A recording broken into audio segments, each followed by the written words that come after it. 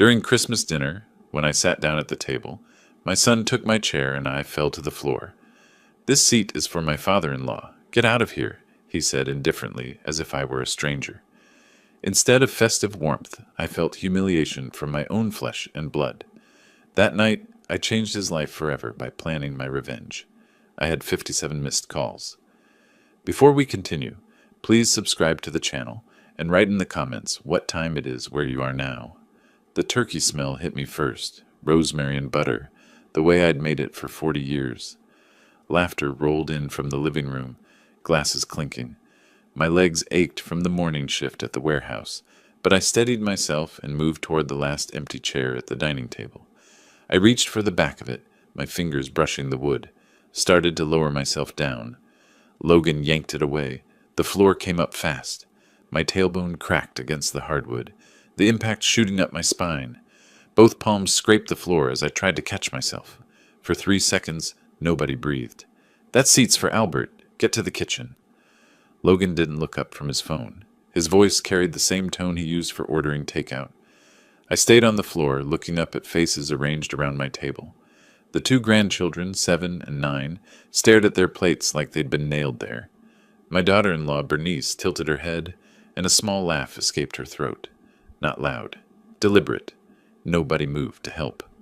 I pressed my palms flat and pushed. My knees cracked. The room stayed quiet, except for someone's fork scraping china. I straightened slowly, feeling every one of my 64 years in my lower back. Looked at Logan, waiting for something. An apology. A joke to soften it. Anything. He scrolled through his phone. "The kitchen has a perfectly good stool, Alonzo." Bernice's voice had that bright edge she used when explaining things to children. "Don't be dramatic." I walked toward the hallway. Not the kitchen. My bedroom. Each step measured, my back straight. The hallway stretched out, my work boots by the door, mud still caked on the soles. My reading glasses on the side table where I'd left them this morning. Photos on the wall. Me and Margaret on our wedding day. Me holding infant Logan. The house behind us with its fresh paint. My house. Behind me, silverware clinked. Someone laughed. The conversation resumed like water flowing around a stone.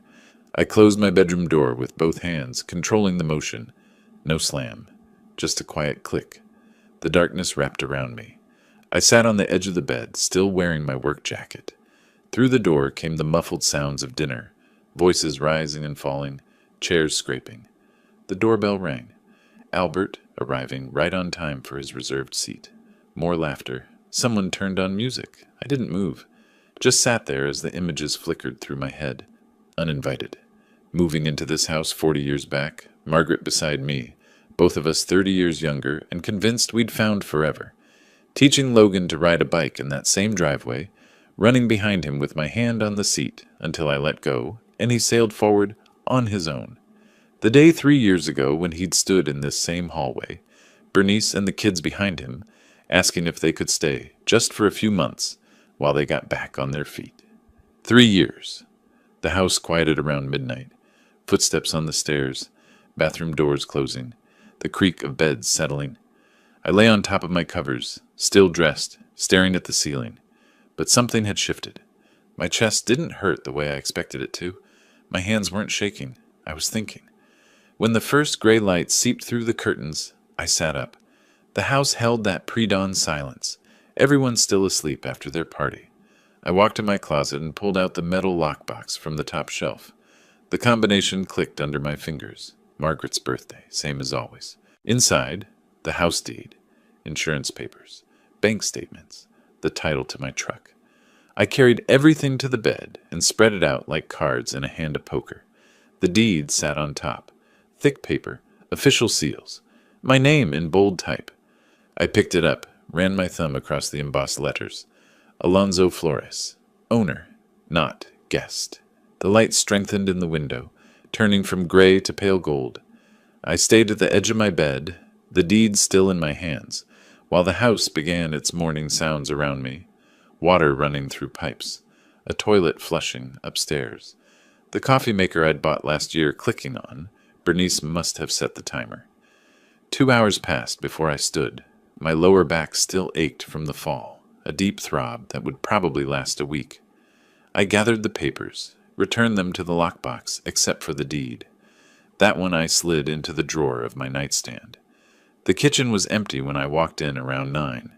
I poured coffee into my usual mug, the one that said, "World's Best Dad," a Father's Day gift from 10 years back, and sat on the stool Bernice had mentioned. The same stool I used to prop the back door open when I brought in groceries. My laptop sat on the counter where I'd left it yesterday morning.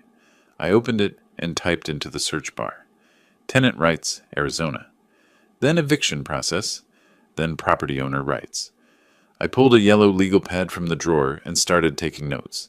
The pen scratched across paper, filling lines with phrases like 30-day notice, and unlawful detainer, and no verbal lease protection. Footsteps on the stairs. Logan appeared in sweatpants and an undershirt, his hair sticking up on one side. He saw me at the laptop, stopped, opened his mouth, closed it, poured himself coffee, and left without a word. That silence told me more than any conversation could have. Over the next 2 days, I watched, really watched, like I was seeing my own house for the first time. Bernice rearranging the kitchen cabinets on the 26th, moving my coffee to a top shelf I needed a step stool to reach. Logan's mail piling up on the entry table, credit card offers, bills from furniture stores, a notice from a collections agency.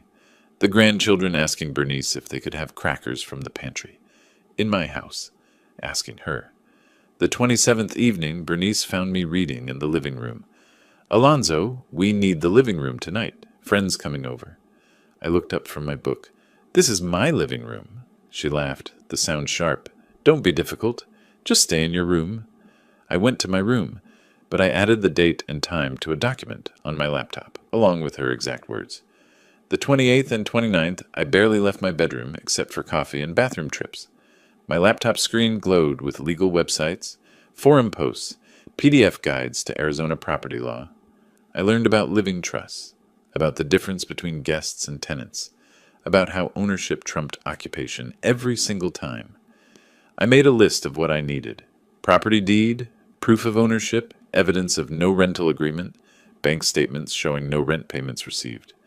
I had everything except printed statements. I fixed that on the 29th, driving to the bank and requesting printed records for the last 3 years. The teller handed them over in a thick envelope. When I got home, I found Bernice at the small desk in the hallway, going through a stack of my mail. "Just organizing for you." She smiled up at me. "You're so scattered lately." I held out my hand. She blinked. "I'll handle my own papers." She handed them over slowly, her smile cooling. I took my mail and the envelope from the bank to my bedroom and closed the door. New Year's Eve arrived cold and clear. I heard Logan and Bernice getting ready around 7. Shower running, blow dryer, the sound of Bernice's heels on the hardwood. They came down the stairs dressed for a party. "You'll watch the kids, right?" Bernice checked her earring in the hall mirror. "They're already asleep." "No." She turned. "Excuse me." "Take them with you or stay home." Logan came down, buttoning his shirt cuffs. "Dad, what's your problem lately?" "No problem. I have plans." "Plans?" Logan's eyebrows went up. "What plans could you possibly have?" I looked at him steadily. "My plans? My house? My New Year's Eve." They argued for 5 minutes. I sat in my chair, the one I'd moved back from the garage, and said I'm not available 4 different times in 4 different ways. Finally, they went upstairs, woke the kids, and left. Bernice slammed the front door hard enough to rattle the windows. The house settled into silence around me. I went to my bedroom and pulled out the legal pad, wrote out a numbered list in careful block letters. 1. Find attorney specializing in property law. 2. Prepare eviction notice, 30-day requirement. 3. Document all evidence with dates. 4. Set up living trust to protect assets. 5. Timeline, eviction by spring. Outside, fireworks started popping at midnight. The neighborhood celebrated, voices calling out, car horns honking. I sat at my desk and wrote one final line. First appointment, attorney consultation, Monday, January 2nd. My reflection stared back at me from the dark window, backlit by my desk lamp. The fireworks outside threw colored light across my face. Red, blue, gold. I looked different, older maybe, or just done being pushed around. Monday morning, I'd make the first call. Monday morning arrived with pale winter light. I sat on the edge of my bed, door closed, laptop open to the website I'd bookmarked 3 days earlier. Thomas Bradley, Family and Property Law, professional headshot, credentials listed, office address downtown. My phone felt heavier than it should have. I dialed the number twice, hung up before it rang. Third time, I let it connect. 3 rings. 4. Bradley and Associates. How may I help you? I need to speak with Thomas Bradley about a property matter. What type of property matter, sir? Eviction. It's my house. Pause on the line. Keys clicking. And your name? Alonzo Flores. Let me check his availability. Hold music 30 seconds. Mr. Bradley has an opening Thursday, January 5th at 10 a.m. Does that work? Yes. May I have a contact number? I gave it. She repeated the appointment details. I saved it in my phone calendar under medical checkup, then sat staring at the screen. Footsteps in the hallway. Bernice's voice outside my door. Alonzo, you in there? I stayed silent. After a moment, she walked away. The next 3 days, I moved through the house like normal. Made coffee in the morning, watched the news in the living room, took my daily walk around the neighborhood. Logan barely looked at me. Bernice issued orders. Can you pick up dry cleaning? She asked Wednesday afternoon. Sure. I picked it up, came home. Hung Logan's shirts in his closet, but I was gathering what I needed. Wednesday evening, I drove to the public library, printed my bank statements at the self-service computer. 5 cents per page. 3 years of records showing 0 deposits from Logan, 0 rental income. I paid cash, folded the papers into my jacket. That night, I counted the money in my lockbox. $4,200. Pension payments and Social Security. Saved bit by bit. Enough for a retainer. Thursday morning, I told Bernice I had a doctor's appointment. She looked up from her phone. Whatever. Bring back milk. Downtown Phoenix felt different in January. Colder than people expected. The morning air sharp. I found parking 3 blocks from the office building. Fed the meter enough quarters for 2 hours. Bradley and Associates occupied the 3rd floor. Modest space. Glass door with the firm name stenciled in black. The waiting room had leather chairs worn smooth at the arms.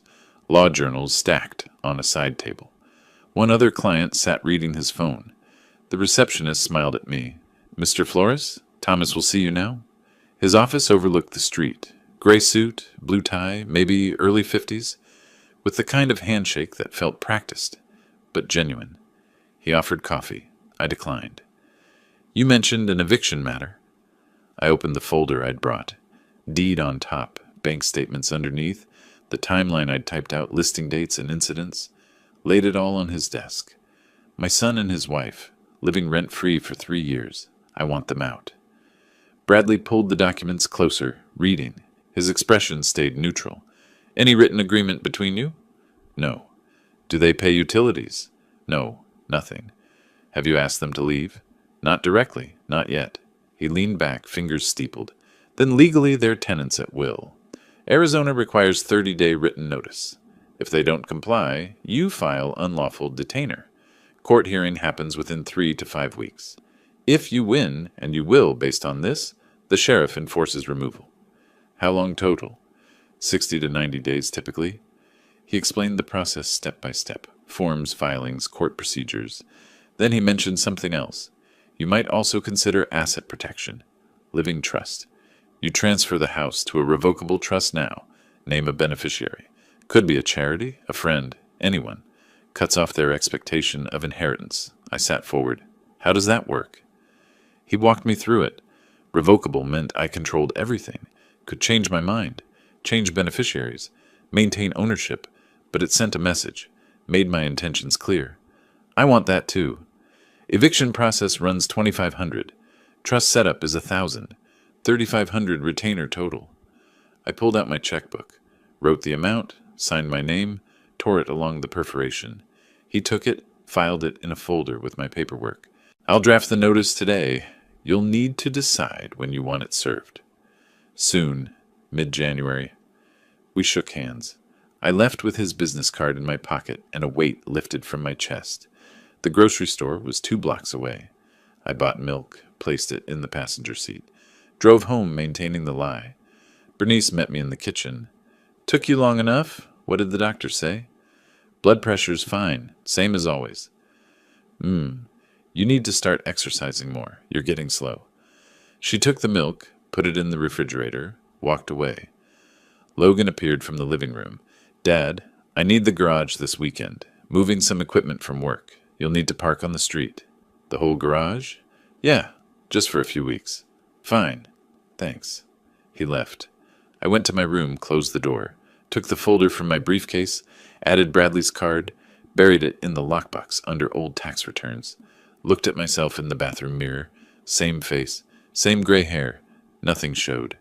The following days crawled and raced simultaneously. January 9th, Bradley emailed.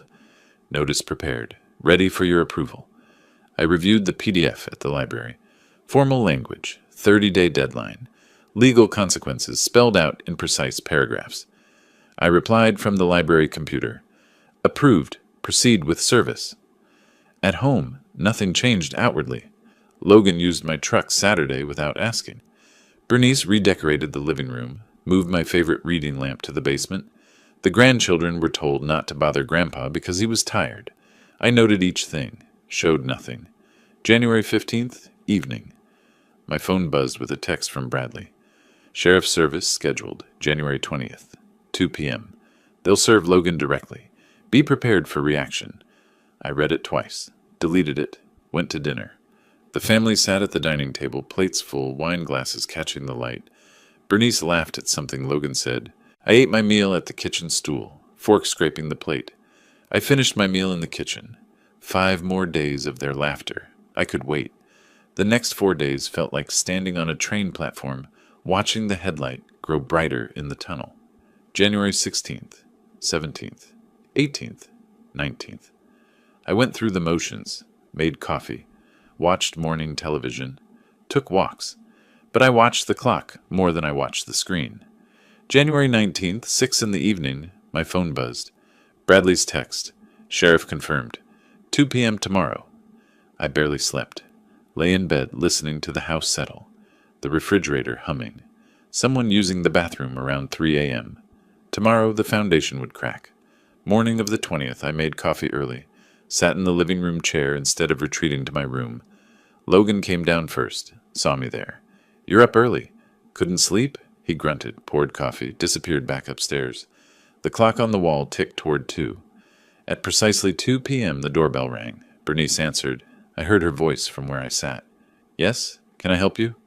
I'm looking for Logan Flores. What's this about? Logan's footsteps on the stairs. I'm Logan Flores. I have legal documents for you. Sign here, please. Rustling paper, pen scratching, the door closing. Logan appeared in the hallway, white envelope in hand. He opened it standing there, pulled out the papers. His face went through stages. Confusion first, then comprehension, then something darker. He read aloud, voice flat. Notice to quit premises. You are hereby notified to vacate the premises located at... He stopped, looked up. His eyes found me in the living room. Dad, what is this? Exactly what it says. Notice to vacate. You have 30 days. Bernice snatched the papers from his hand, scanned them. This is from... Who's Thomas Bradley? Logan stared at me. The silence stretched thin. You're joking. This is a joke. No joke. I want you out of my house. His laugh came out sharp, disbelieving. It died fast. Your house? We live here. This is our home. It's my house. My name on the deed. You've never paid a cent. Bernice's voice went shrill. We're family. You can't evict family. I can. I am. Logan crossed the room in 3 strides, stood over my chair, papers crumpled in his fist. What's gotten into you? Is this about Christmas? You fell. Accidents happen. I stood, met him eye to eye. I didn't fall. You pulled the chair, and that was just the last time. The last in 3 years of you treating me like a servant in my own home. Bernice stepped between us. We treat you fine. We let you live here. The words hit wrong. I felt my jaw tighten. You let me? This is my house. This is insane, Logan said. You're being cruel. Vindictive. Where are we supposed to go? That's not my problem. You have 30 days. Bernice started crying. Not real tears. the manipulative kind she used on store clerks and bank tellers. How can you do this? To your own son? To your grandchildren? You should have thought about them before treating me like trash.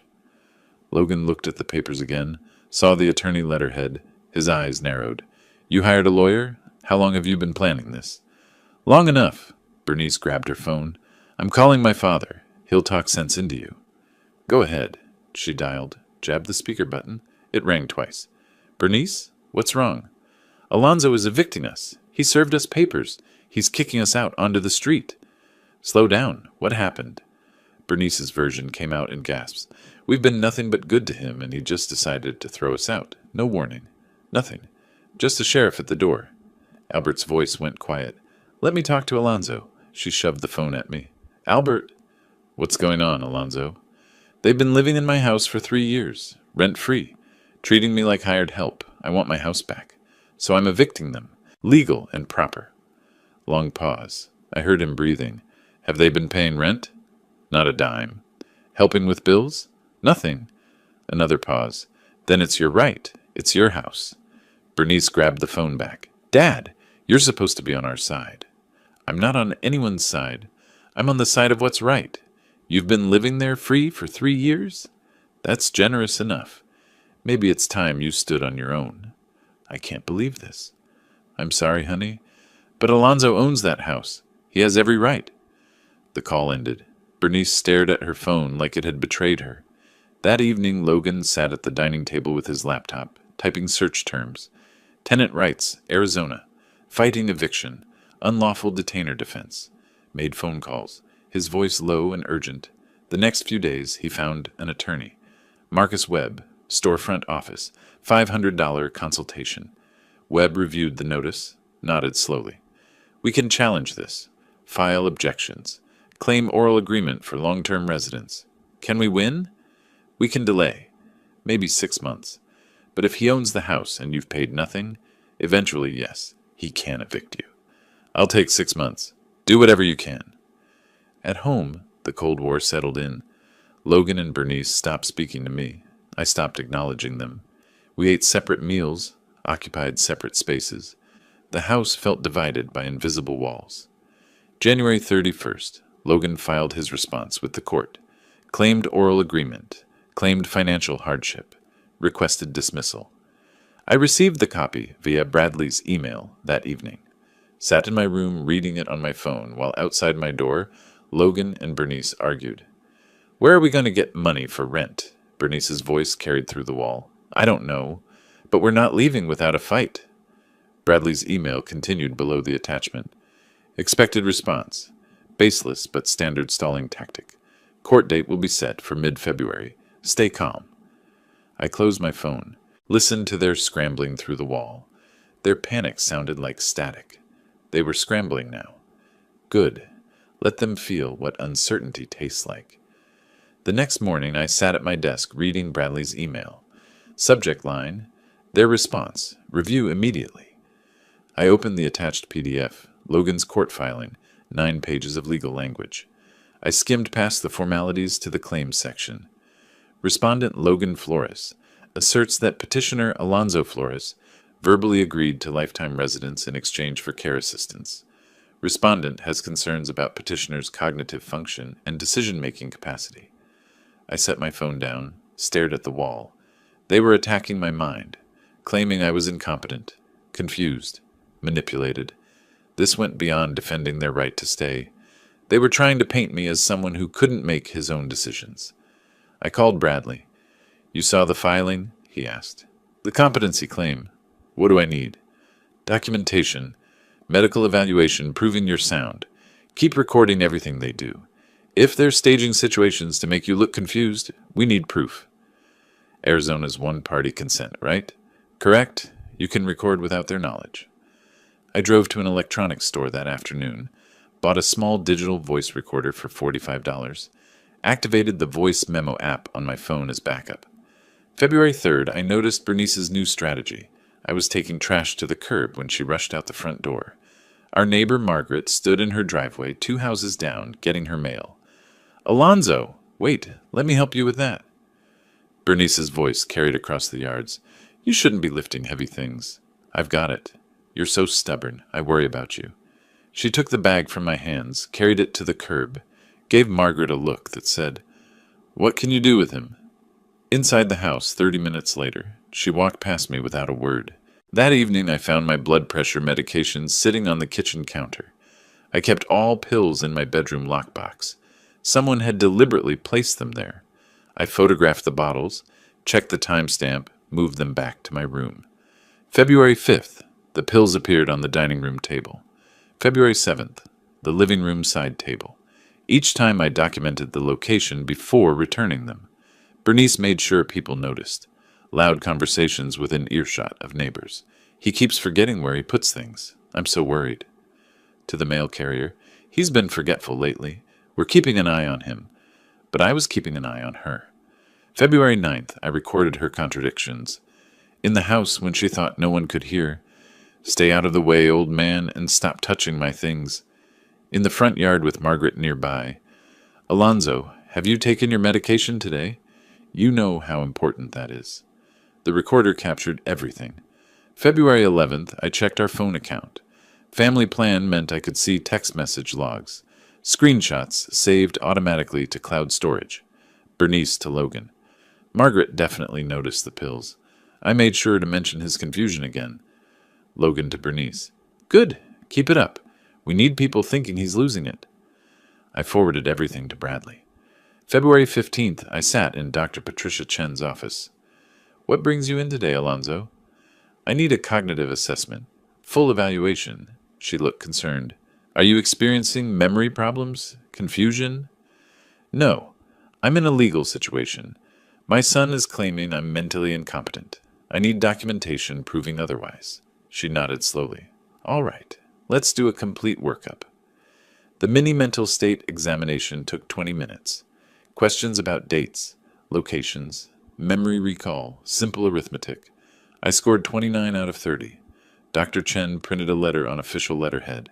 Patient Alonzo Flores shows no signs of cognitive impairment, dementia, or diminished mental capacity.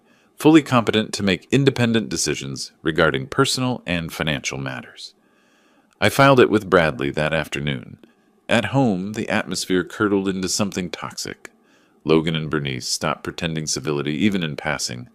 When they spoke to me, it was hostile or performative, depending on who might be watching. February 16th, argument over the television remote.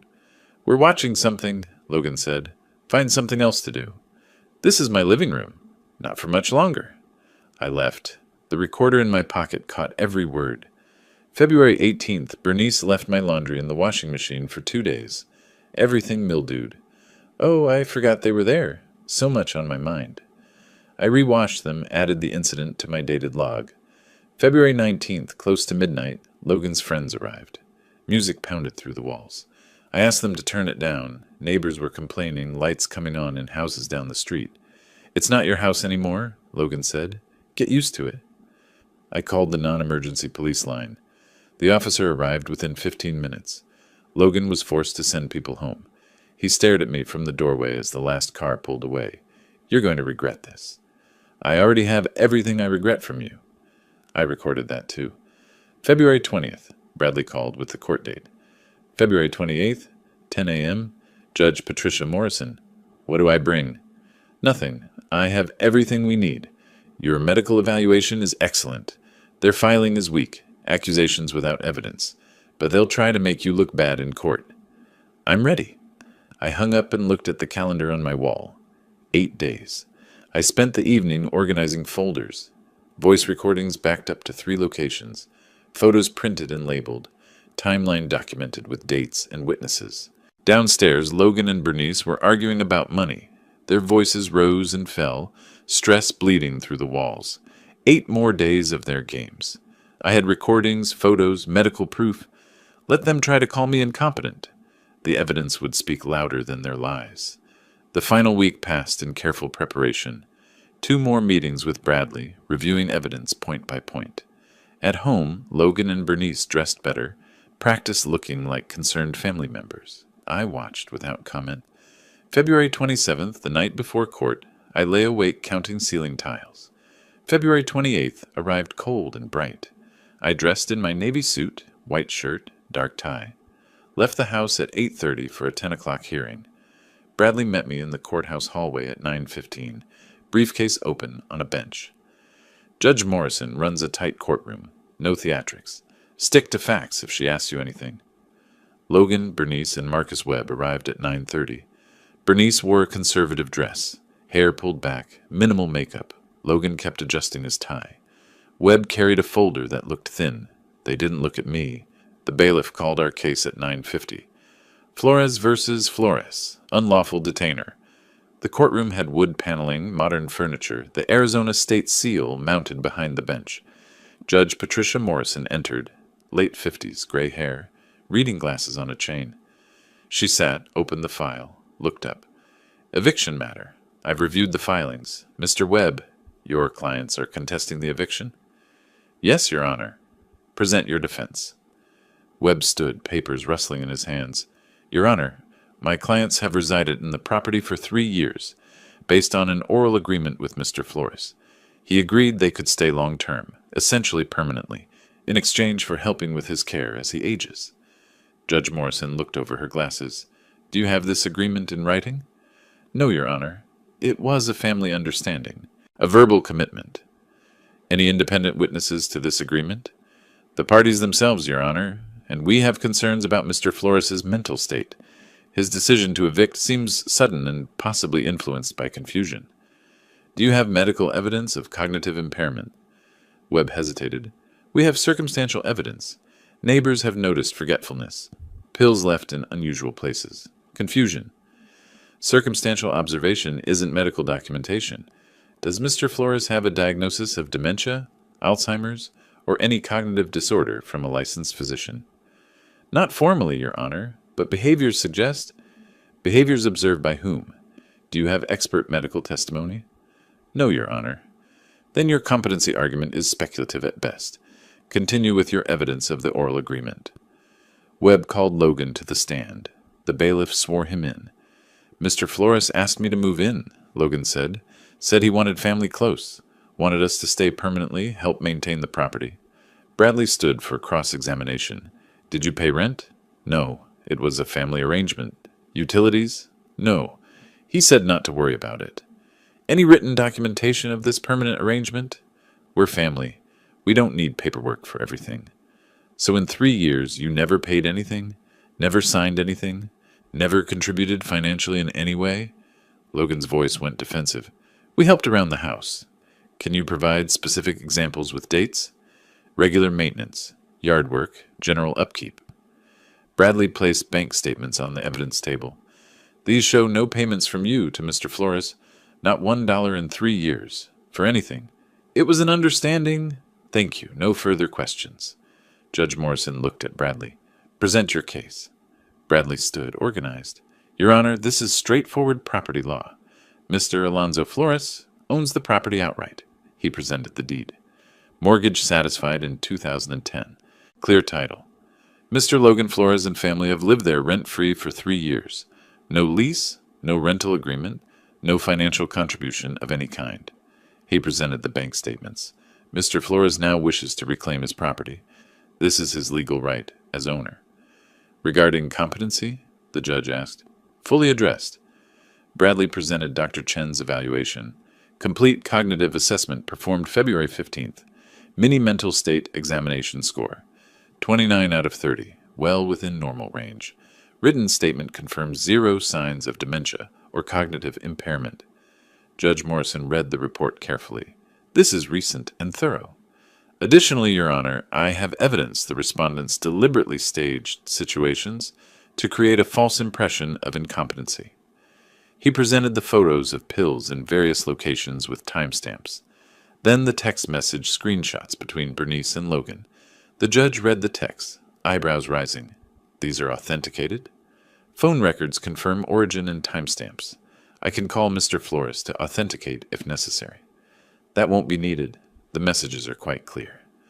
Bradley called Margaret Hayes. She testified briefly. Bernice's behavior seemed performative. Alonzo always appeared sharp and capable. Judge Morrison removed her reading glasses, looked directly at Logan and Bernice. I've seen enough. Mr. Flores owns the property outright. There is no written agreement and no credible evidence of a verbal agreement beyond self-serving testimony. No rent has been paid. Legally, respondents are tenants at will. She paused. Furthermore, the attempt to question Mr. Flores's competency without medical evidence borders on defamation. The text messages demonstrate deliberate deception. She picked up her gavel.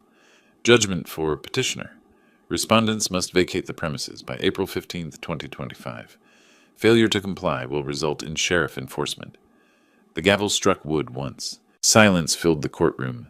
I felt something release in my chest. Not celebration, just the end of holding my breath. Logan sat frozen. Bernice's face crumpled. Tears starting, but these weren't performance tears. Webb gathered his papers quickly, looking embarrassed. The judge exited through her chamber door. Bradley shook my hand. It's over. Congratulations. Thank you. We walked toward the elevator. Behind us, Bernice's voice cut through the hallway. You destroyed your own family? For what? To live alone in that house? You're a bitter old man. Bernice, stop, Logan said. Not here. He betrayed us, his own son, his grandchildren. I stopped, turned around, looked at them both steadily. I didn't betray anyone. You betrayed yourselves. I turned back, continued walking. Bradley pressed the elevator button. Don't engage, he said quietly. You won. That's enough. The doors opened. We stepped inside. The elevator descended. 11 floors down. Behind me, I could still hear Bernice's voice echoing in the courthouse halls. But the distance grew with each floor. By the time I reached the ground, I couldn't hear her anymore. March 11th, I sat in my bedroom with Bradley's business card between my fingers. The court victory was step 1. Asset protection was step 2. I researched online that evening. Revocable living trust. Beneficiary designation. Protection from future claims and inheritance disputes. Bradley had mentioned it back in January. Transferring the house to a trust. Naming a beneficiary. Cutting off expectations. I knew exactly where the house should go. Veterans Support Fund of Arizona. Local charity that helped me 42 years ago when I came back from service. Time to return the favor. March 12th, I called the estate planner Bradley recommended. Patricia Morgan, notary public, trust specialist. Living trust? She said. I can help with that. Bring property deed, identification, beneficiary information. When works for you? March 15th, 2 o'clock. I told no one at home. March 15th, I informed Bernice I was going to the bank. She barely looked up from her phone. Patricia Morgan's office occupied a small suite in East Phoenix. She was late 40s, efficient, papers already organized when I arrived. Mr. Flores, let me explain. A living trust transfers property ownership to the trust while you're alive. You remain trustee, maintain full control. Upon your death, property goes to the named beneficiary. Avoids probate, prevents contest. And my son can't claim it as inheritance? Correct. The property belongs to the trust. Your son has no legal claim. That's what I want. She walked me through documents. Trust agreement, property transfer deed, beneficiary designation form. I wrote, Veterans Support Fund of Arizona, in careful block letters. Any particular reason for this charity? I'm a veteran. Army, 42 years ago. 2 tours. The fund helped me when I came back. Gave me a place to stay, helped me find work. I never forgot that. I signed each page. Morgan notarized with her official seal. The filing fee came to $1,200. I wrote the check without hesitating. I'll file with the county recorder this week. You'll receive copies in about 10 days. How private is this? Trust document itself is private, but the property transfer is public record. Anyone checking county records could find it. Good enough? I drove home with the documents in my briefcase. The house looked the same, but legally everything had changed. March 22nd, Logan got a phone call at work. I learned this later when he came home early, face pale, hands shaking. He found me in the living room reading the newspaper. You put the house in a trust. I looked up. Yes. When? When did you do this? Last week, March 15th. Why? Why would you do that? To protect my assets. To ensure the house goes where I want it to go. His voice rose. Where does it go? Veterans Support Fund. Silence filled the room like water rising. A charity? Disbelief cracked his voice. You're giving our house, my inheritance, to a charity. It's not your house. It never was. And it's not your inheritance anymore. You can't do this. This is revenge. This is vindictive. It's my property. I can do what I want with it. You taught me that when you treated it like yours. He stormed upstairs, slammed his door hard enough to rattle the frame. Bernice appeared minutes later, Logan had told her. A charity. Her voice was cold, controlled fury. You'd rather give everything to strangers than your own family. You made yourselves strangers when you pulled that chair. She turned and left without another word. March 24th, evening. Logan appeared at my bedroom door. First civil approach in months. Dad, can we talk? About what? About everything. Christmas, the eviction, the trust. He entered without invitation, sat on the edge of my bed. I was wrong. At Christmas. I shouldn't have done that. It was cruel. I'm sorry. I watched him carefully. You're sorry because I put the house in a trust. No. I'm sorry because I hurt you. Because I took you for granted. We both did. 3 years you took me for granted. And now, 2 months before you have to leave, you're sorry. I know how it looks, but I mean it. We can start over. I'll pay rent. Real rent. Market rate. We'll contribute to utilities, groceries, everything. You had 3 years to offer that. Desperation edged into his voice. The trust. Can you change it? Can you reverse it? It's revocable. I could change the beneficiary. Hope flashed across his face. Then, but I won't. The decision is made. Dad, please. Think about the grandkids. Your grandsons. You're cutting them off too. I'm not cutting them off. I'll see them when they're older. I'll explain. But the house? That's decided. Anger returned to his voice. This is really how you want it? Your son living in some apartment in a bad neighborhood because he can't afford anything else? I lived in worse. When I came back from service, shared apartment, 3 roommates, roaches in the kitchen, I survived. You will too. He stood. The realization settled over him that this was futile. You've changed. You're not the person I knew. No, I'm exactly who I've always been. You just never bothered to see it. March 28th, Bernice sent the boys to my room. They knocked tentatively. Grandpa? I opened the door. Hey guys, come in. The older one spoke first, words clearly coached. Grandpa? Mom says we have to move. To a small apartment. I won't have my own room anymore. The younger one's lip trembled. Can't we stay here? Please? I knelt to their level. Come here. Sit down. They sat on my bed, both looking at me with confused eyes. You're moving because your parents need their own place. That's normal. Lots of kids share rooms. You'll be okay. But Mom says you're making us leave, that you don't want us here. That's not true. I love you both. But this is grown-up stuff between me and your parents. Not about you. The younger one started crying. I hugged him. I know. Change is hard. But I'll still see you. I'll still be your grandpa. Bernice appeared in the doorway. Boys, come on. Leave Grandpa alone. She took them away. Mission failed. I sat on my bed after they left. For just a moment my resolve wavered, but I knew this was Bernice's manipulation, not the children's genuine plea. March 31st. 2 weeks until eviction deadline. The house was the coldest it had been. No pretense anymore. Logan and Bernice spent evenings on their laptops searching for apartments they could afford. I heard them arguing about money, about neighborhoods. One evening I passed Logan's open bedroom door, saw him sitting on the bed, head in his hands. Bernice's voice. We'll survive. We always do. And maybe someday he'll regret this. Logan's response was quiet but clear. He won't. That's what I finally understand. He won't. 2 weeks. 14 days. The calendar hung on my wall like a countdown clock. Red circle around April 15th. In 14 days, my house would be mine again. Truly mine. For the first time in 3 years. April 1st arrived with boxes. Cardboard appeared in corners, stacked in hallways, filled with their belongings piece by piece. I overheard them that evening. Logan at the kitchen table, laptop open to rental listings. This one's $1,400 a month. 2-bedroom, South Phoenix. South Phoenix? Bernice's voice went sharp. That's a terrible area. What about this one in Tempe? $1,850. We can't afford that. Not with my salary and no savings. We wouldn't need savings if your father wasn't throwing us out. Let it go. We have 2 weeks. They signed a lease April 3rd.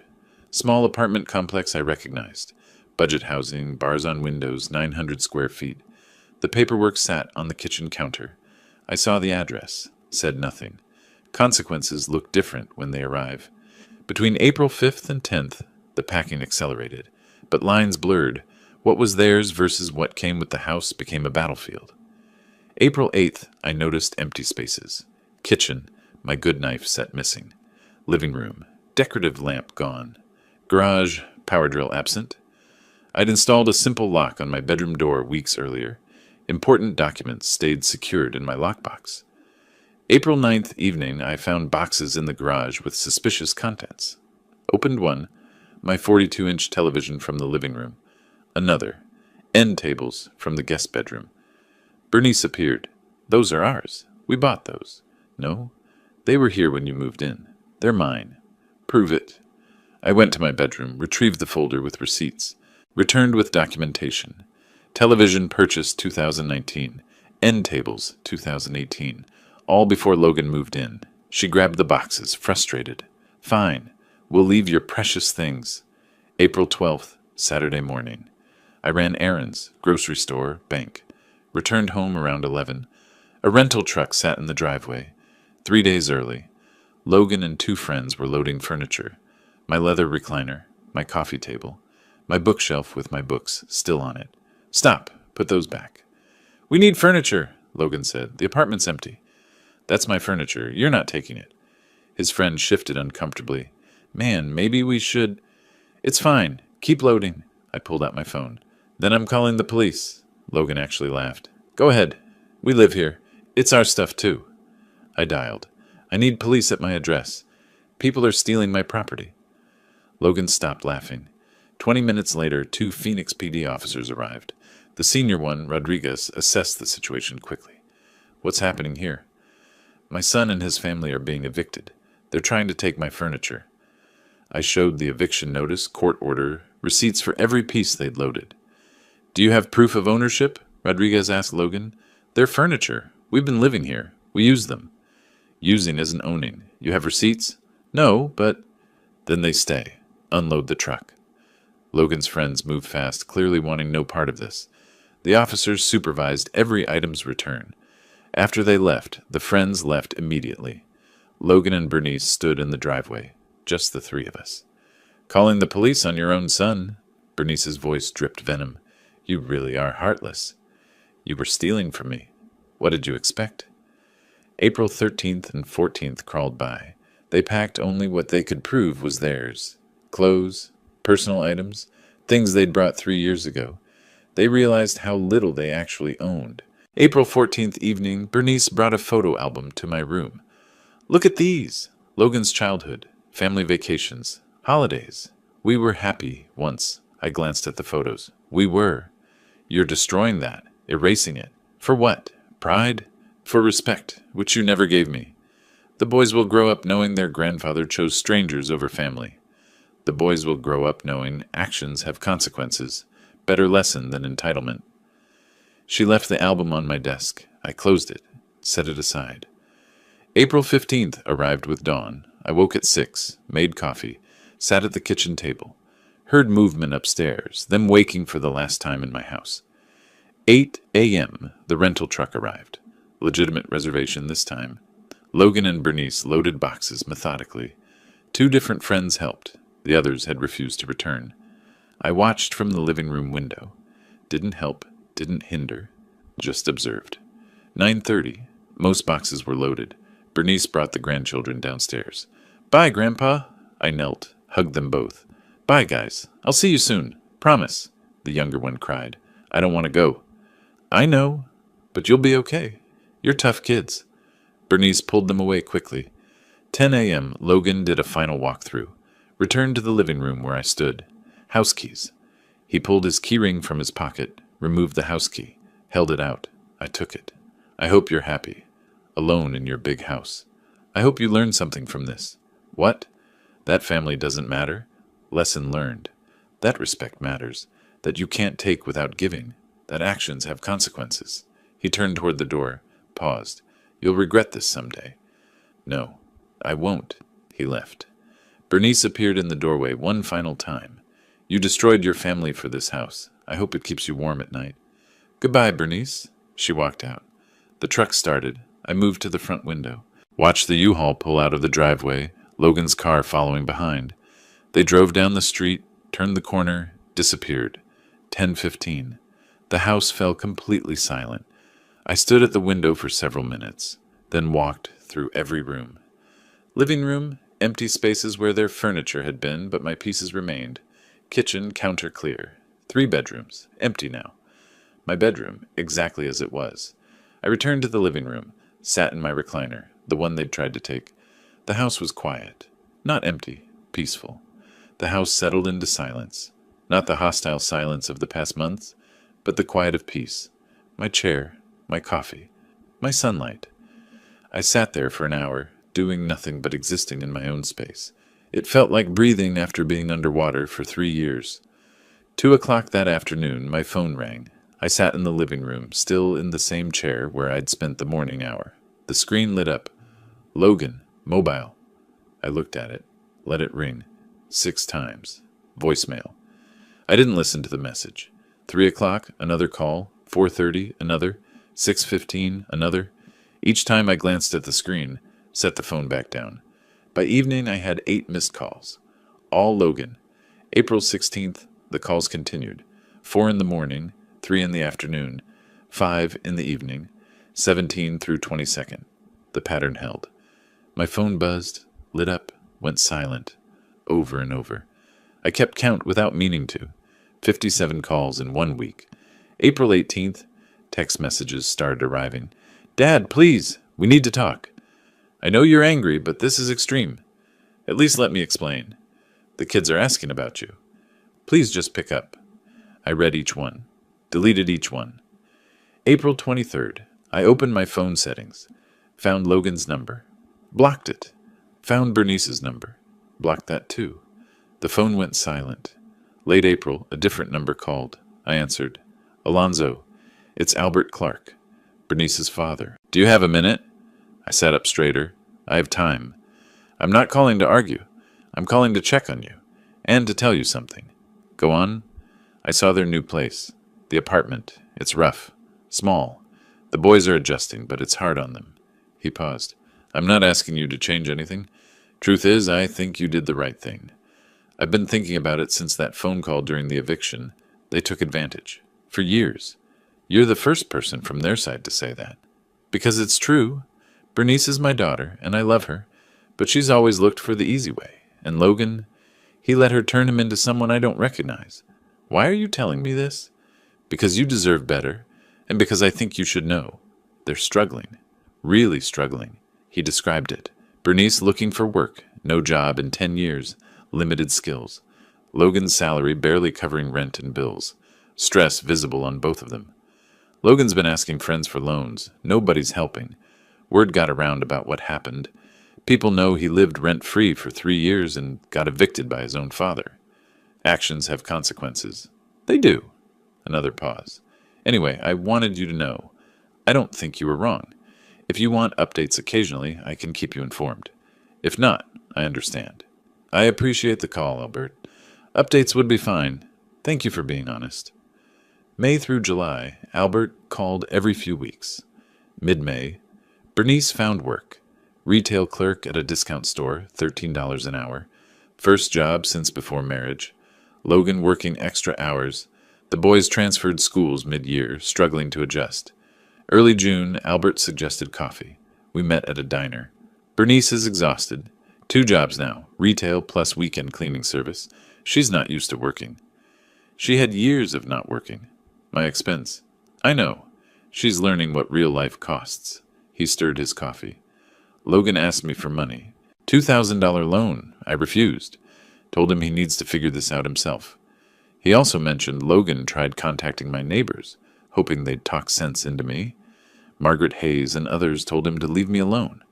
Late June, another call. Financial situation slightly stabilized, but tight. Bernice injured her foot at work, missed 2 weeks, lost wages. Logan sold his truck, bought a cheaper used car. The boys keep asking to visit you. Bernice refuses. Mid-July, we met for coffee again. Logan's different, quieter. I think reality finally hit him. What kind of different? Defeated, maybe.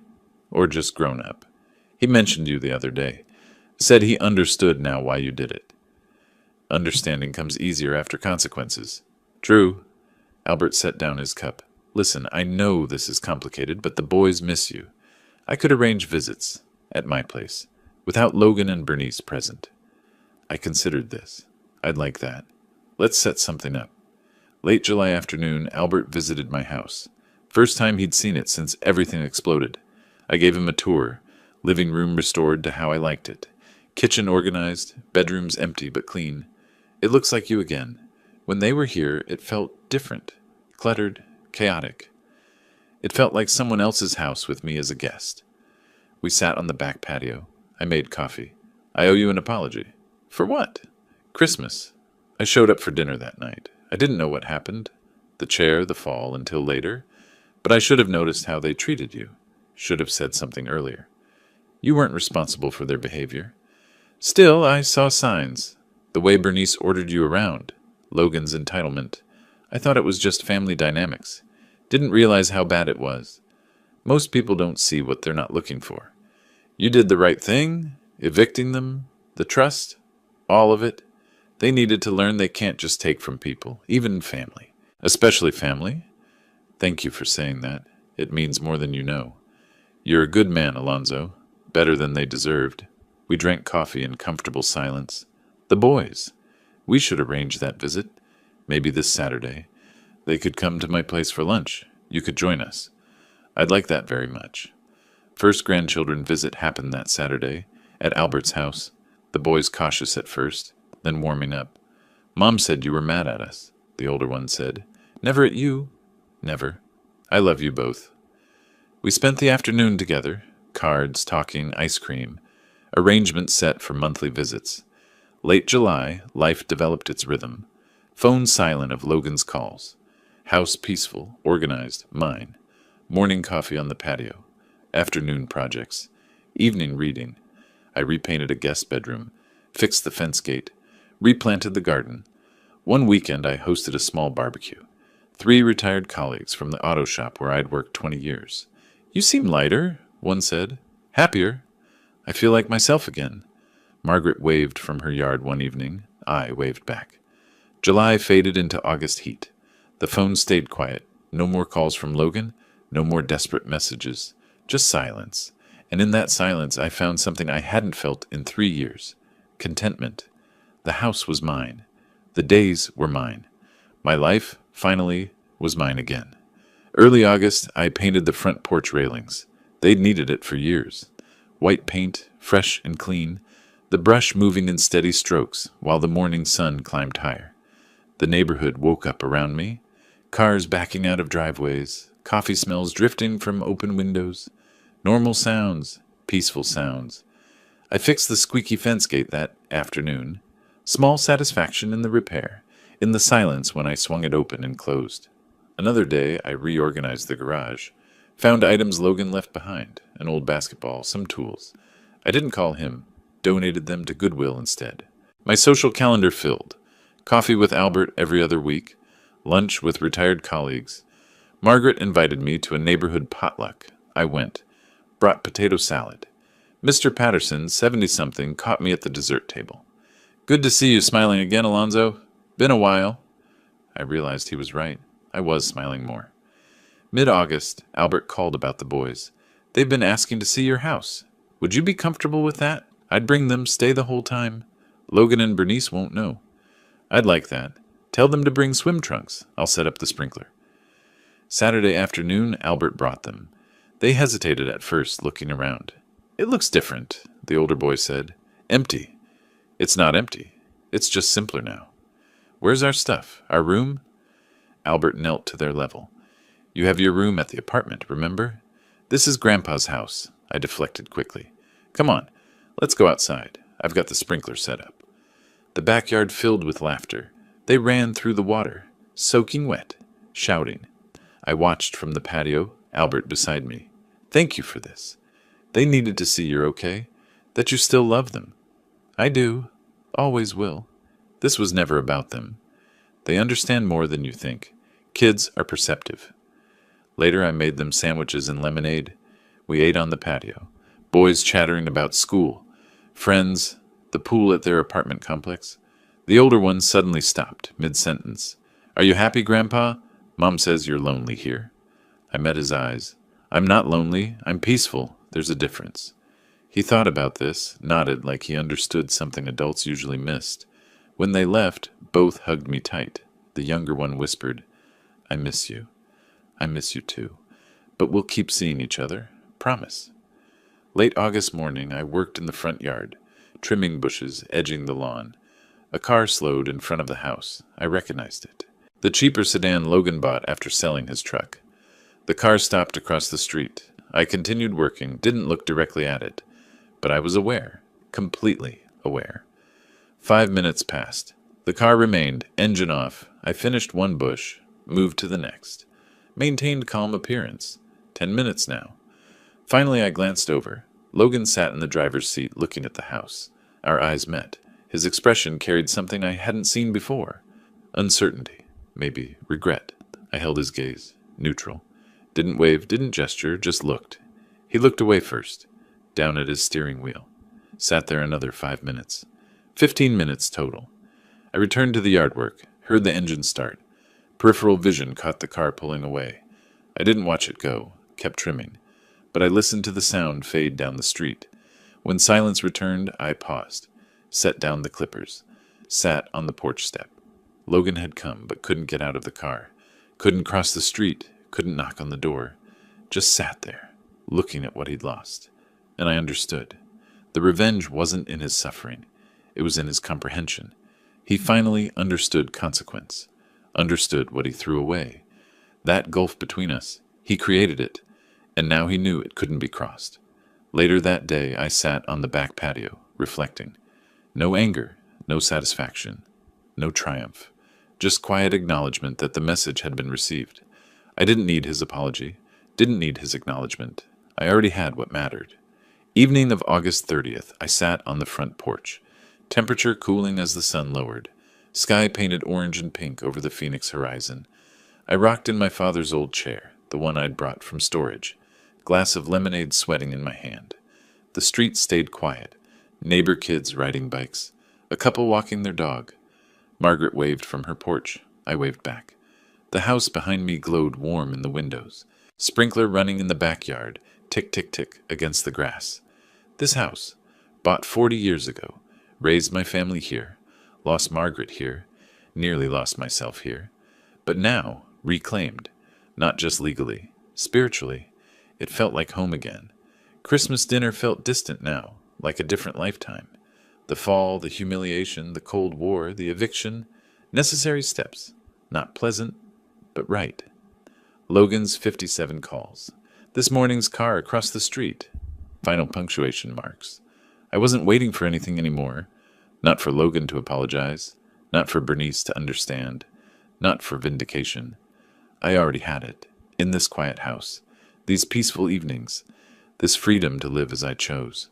The sunset deepened. Sky darkening to purple. Stars beginning to appear. I sipped lemonade. Rocked gently. A dog barked somewhere. Kids laughed down the street. Normal sounds. Peaceful sounds. For the first time in 3 years, I wasn't angry, wasn't planning, wasn't fighting. Just existing. Just being. Just home.